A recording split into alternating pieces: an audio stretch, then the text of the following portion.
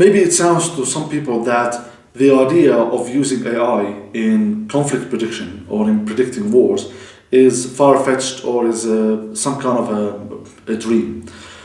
In this video, I'm trying to tell you how this could be done in the simplest language possible.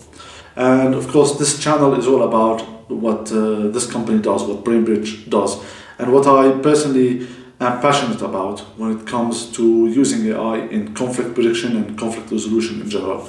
Picture this. There are no two countries that would go to war against each other without having some kind of a rhetoric, negative rhetoric, hostile rhetoric before any war happens. Meaning that before action happens, there must be some kind of a negative speech, let's say, right? A negative sentiment. Let's take an example of two countries, right? Let's say we're talking about America and Canada, which is an example I use often. So America and Canada are historically quite strong allies. And if somebody was to come to you now and say, would you bet that America is going to invade Canada tomorrow, right? What is your bet? What do you think are the chances? I would say, you would say the chances are probably quite low. 1 in a billion or something, right? So why is that the case? Why would you hesitate to bet that America is going to invade Canada? Because the rhetoric, the sentiment, the way these two countries speak to each other and about each other is so far quite friendly. They might have some disagreements, especially now with Trump.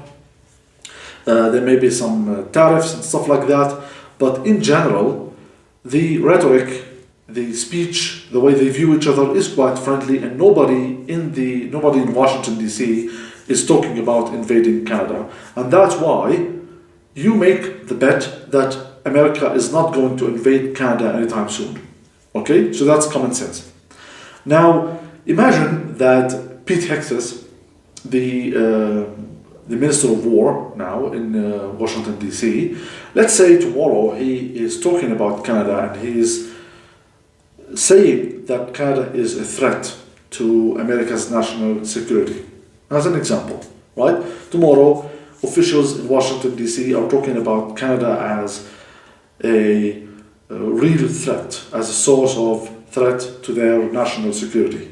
Okay? Now, try to make that bet again. I'm pretty sure that your bet that America is going to invade Canada will be much higher, right? So if it was 1 in a billion before, today it might be 1 in a million, right? Now, that happened once. Let's say just today, the American Ministry of War were talking about Canada as a source of threat, and therefore your bet that America is going to invade Canada is much higher. But imagine now that the same rhetoric is taking much longer, it's lasting much longer. So instead of just one day and one statement, now these statements are happening every day. And now they're not only happening every day, also many more people are talking about it. Now, your bet will become even that America is going to invade Canada will get higher and higher, right? So if it was 1 in a million now, tomorrow it would be, let's say, 1 in 1,000, right? Now imagine, again, that the same rhetoric that perceives Canada as a threat to the national security of America, imagine that it's now happening every day. Officials are talking about it. Trump is talking about it. American journals, the New York Times, the Washington Post are talking about it. Now, the likelihood it's getting even higher and higher. And then after a few months, you would realize that if millions of Americans are talking about invading Canada on social media. Okay, so imagine millions and millions of comments every day are talking about the necessity of invading Canada. Now, what's your bet? I'm pretty sure that your bet will be even higher and higher. It will be maybe now 1 in 100 or something, right? So, considering this, imagine that you can actually monitor all that kind of rhetoric, all that kind of speech. Imagine if you can actually monitor it using AI. Now, if you wanted to do that kind of study, that kind of analysis, using human researchers, human analysts, it would take you an army of analysts.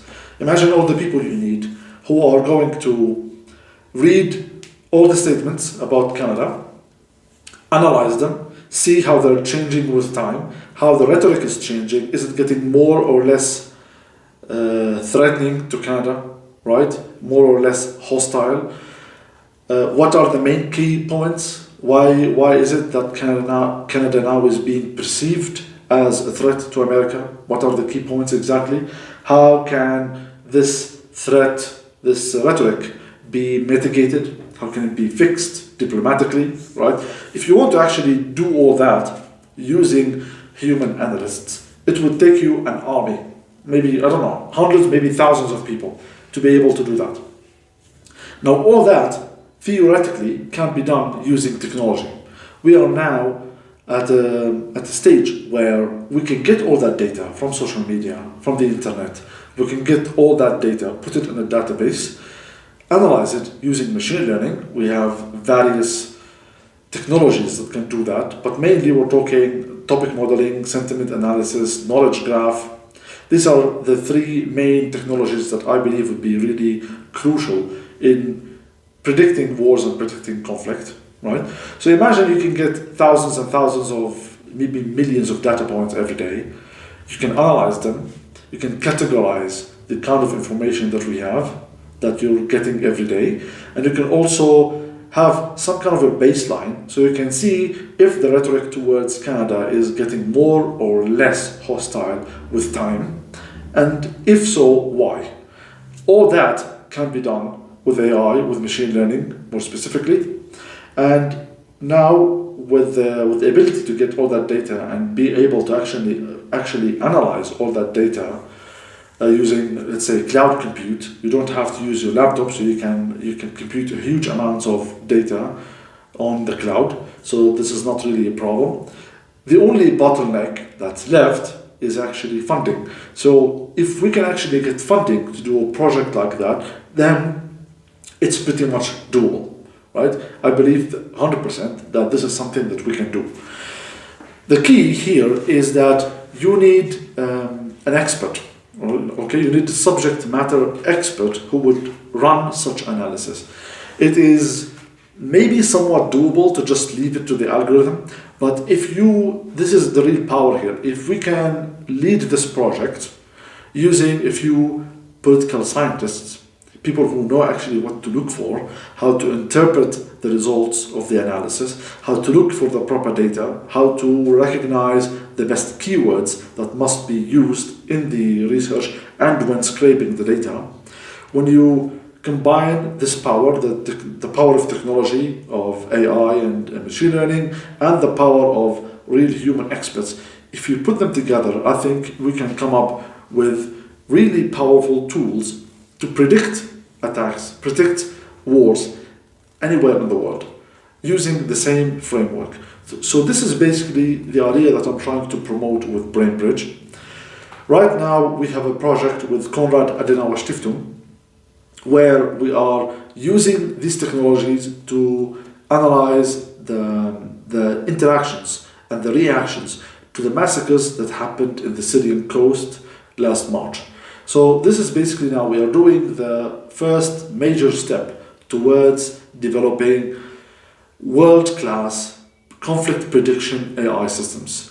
The results will hopefully be out by February, and we'll have an interactive knowledge graph that will be put online for free for everybody. But in the meantime, I will keep posting you with all the progress. And of course, if you have any questions, if you have any ideas, like, do you really think that what I said makes sense? How do you think we can make it better? Do you think there are any blind spots that I didn't catch? Are there any things that I should pay attention to? And of course, if you have any criticism as to how I can make this better, let me know in the comments below. Anyway, thanks for watching, and if you like this kind of content, here we are talking about how to use AI in conflict prediction in general and in getting information as well. Let me know in the comments below what kinds of topics you would like to cover, and subscribe and activate the bell and all that jazz. Anyway, thanks for watching, and I will see you next time. Bye bye.